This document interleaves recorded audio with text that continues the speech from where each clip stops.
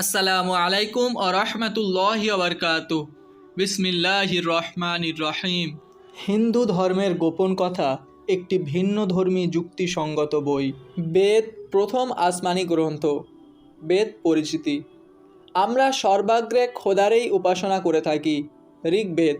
ওগো জ্ঞানময়, সবাইকে আলোকিতকারী, আমাকে সুপথ প্রদান ও মার্জনার জন্য সরল পথে চালিত করো। ওগো সুখদাতা প্রভু, বর্তমান ও দ্রষ্টা প্রভু, তুমি সবার জ্ঞান, কর্মচিন্তা ও ব্যবহার সম্পর্কে ওয়াকিবহাল। আমার বক্রতা, পথভ্রষ্টতা ও পাপ রাশি দূর করো। আমি তোমারই বন্দনা করি এবং প্রশংসা করি। যজুর্বেদ। একজনই বিশ্বের প্রভু। ঋগ্বেদ।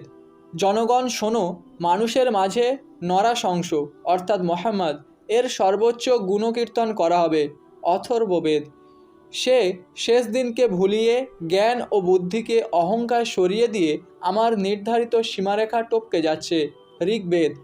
এগুলি বেদমন্ত্রের তর্জমা। মনোযোগ দিয়ে লক্ষ্য করুন তো, বর্তমান হিন্দু ধর্মের প্রচলিত প্রথাবন্ধন বেদের এই শিক্ষামালার বিলকুল বিপরীত কিনা। এগুলির সঙ্গে কুরআনের শিক্ষামালার হালকা ধরনের সম্পর্ক কি আপনি অনুভব করতে পারছেন?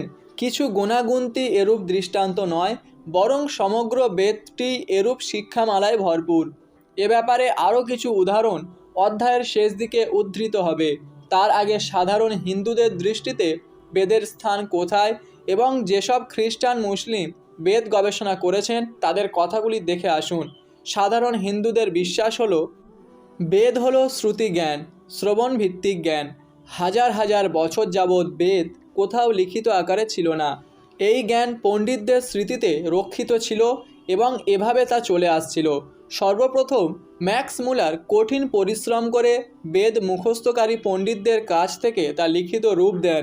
লিখিত রূপে না থাকার কারণে সাধারণ লোকের পক্ষে তাকে পাঠ করার কোনো সুযোগ ছিল না।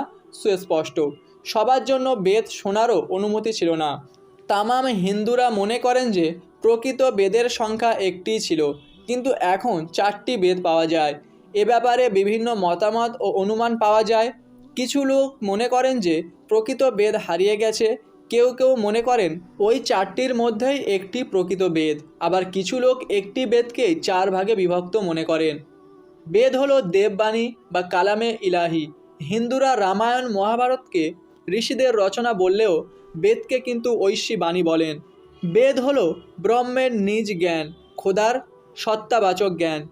বেদ 2 ধরনের জ্ঞানে বিভক্ত: বেদ মন্ত্রশ্রুতি বা শ্রুত নির্দেশনাবলীর জ্ঞান এবং বেদ তন্ত্রশ্রুতি বা শ্রুত রূপক জ্ঞান।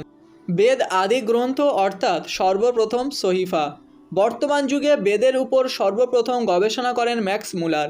তিনি 20 বছর যাবৎ অত্যন্ত পরিশ্রম ও অপরিমেয় অর্থ ব্যয় করেও শুধু সায়ন আচার্যের ভাষ্যটুকুই পূর্ণাঙ্গভাবে লাভ করতে পেরেছেন। তার মূলে তিনি অসংখ্য হিন্দু পণ্ডিতের সাহায্যে সংখ্যাগরিষ্ঠের মধ্যে হারিয়ে যাওয়া বেদকে ছেপে বিশ্বের দরবারে পবিত্র গ্রন্থাকারে তুলে ধরেছেন। আর্যদের সঙ্গে জড়িত এটি সর্বপ্রথম মৌখিক ভাষা। বিশ্ব ইতিহাস ও ভারত ইতিহাসের সঙ্গে তার সম্পর্ক। এটি পরবর্তী প্রজন্মের স্মরণিকা, মানব জাতির আর্য শাখাভুক্তদের গ্রন্থমালার প্রথম গ্রন্থ। এই 4টি বেদকেই ঐশী গ্রন্থ বলে ধারণা করা হয়।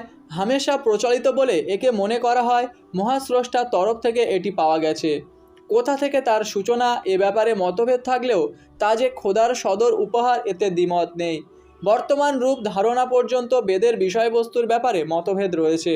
বেদগুলির স্রষ্টাকে, এটি জটিল প্রশ্ন। ধর্মবিশ্বাসী হিন্দুরা মনে করেন বেদ অপার্থিব, ঐশী বাণী। উদ্দেশ্য হলো বেদ ঐশী জ্ঞান। খ্রিস্টান গবেষক ডিউবেস লিখেছেন, বর্ণনাকারীদের বেপরোয়া ভাব বা অজ্ঞতার কারণে বড় রকমের ত্রুটি বিচ্যুতি হয়েছে। শাহ অলিউল্লাহ দেহলভি রহমাতুল্লাহ আলাইহের সমসাময়িক মির্জা মাঝার জানজানান রহমাতুল্লাহ আলাইহে শাহ আব্দুল আজিজ রহমাতুল্লাহ আলাইহের নামে একটি পত্র লিখেছেন। সেটি পর্যালোচনা করে অধ্যাপক খালিফ নিজামী লিখেছেন, তিনি হিন্দুদের আরবের পৌত্তলিকদের সঙ্গে সাদৃশ্যপূর্ণ হওয়াকে অস্বীকারই শুধু করেননি, সেই সঙ্গে বেদকে ঐশী গ্রন্থ ও হিন্দুদেরকে গ্রন্থধারী সম্প্রদায় বলে মনে করেন।